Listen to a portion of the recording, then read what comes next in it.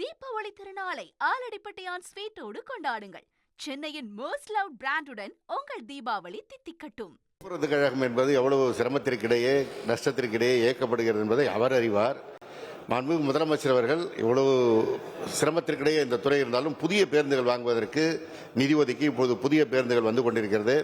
அவரே அவர் தொகுதியில் அந்த புதிய பேருந்துகளை கொடியசைத்து எல்லாம் துவக்கி வைத்திருக்கிறார்.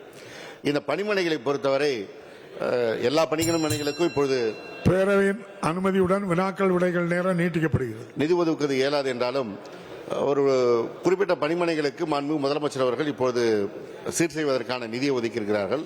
அதன் மூலமாக எல்லா பணிமனையும் சீர் செய்வது என்பது இயலாத காரியம். சட்டமன்ற உறுப்பினர் நிதியிலிருந்து மாண்புமிகு உறுப்பினர் நிதி அளித்தால் அதன் மூலமாக அவற்றை சீர் செய்து கொள்ளலாம்.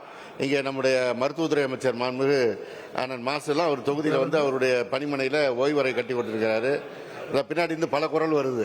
நிறைய பேர் கிரி சங்கரங்கோயில் ராஜா இவங்க எல்லாம் நானே போய் அங்கே வந்து அந்த திட்டங்களை துவக்கி வைத்திருக்கேன். ஏன்னா மாரிமுத்து அவர்கள் கருணை கூர்ந்து நிதி ஒதுக்கினால் அதை செய்தலாம் என்பதை அன்போடு தெரிவித்துள்ளேன். தீபாவளி திருநாளை ஆலடிப்பட்டியான் ஸ்வீட்டோடு கொண்டாடுங்கள். சென்னையின் மோஸ்ட் லவ் பிராண்டுடன் உங்கள் தீபாவளி தித்திக்கட்டும்.